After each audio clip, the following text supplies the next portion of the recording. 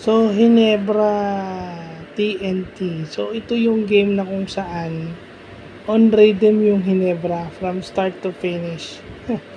I mean, ang hirap din kasi sa TNT na magpasok ka ng bagong player. Yun na lang yun.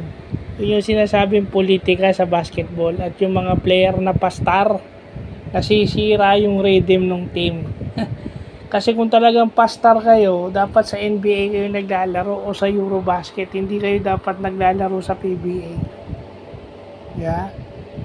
I mean, maganda na si Jordan Heading sa Converge pero bakit inilipat ko ng TNT dahil may player na pastar? Para sa akin I mean, yun sana yun, di ba? Mahirap namang agad-agarin mo si Jordan Heading na magano sa team. So, siyempre, malaking adjustment yun. On rhythm yung Hinebra dahil natalo, gustong bumawi, gustong manalo. So, ganun yung nangyayari. Pag talo ka nung nakaraang game, asahan mo manggigigil yung pag natalo yung kalaban mo last game, asahan mo gigil yung bumawi. So, parang ganun lang yung nangyari. Natural yun. Kasama talaga sa basketball yun. So, yun lang. Yun lang yung magandang nakita natin. Ang ganda na execution ng Hinebra ngayon. Lahat gumagana. Yung outside shot, mid-range, inside plays, lahat gumagana. Pati depensa gumagana.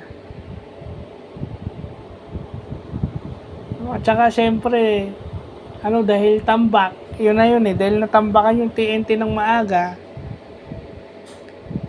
ginagamit yung bench. Yun lang, masakit. At ang story note pa dito, nanood si RHJ.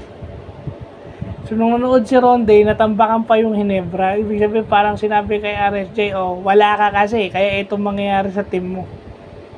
Sakit nun, pinamukha sa resident import nyo na pag wala siya, talo kayo. Sakit yun.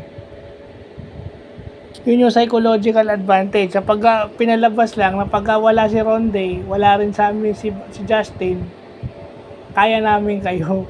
Saka hindi, siyempre, TNT Hinebra last conference, diba? So, siyempre, gigil din bumawi yung Hinebra. Aside from yung bago nga, si Heading sa kanila. Napakaraming factors nun. So, yun lang po.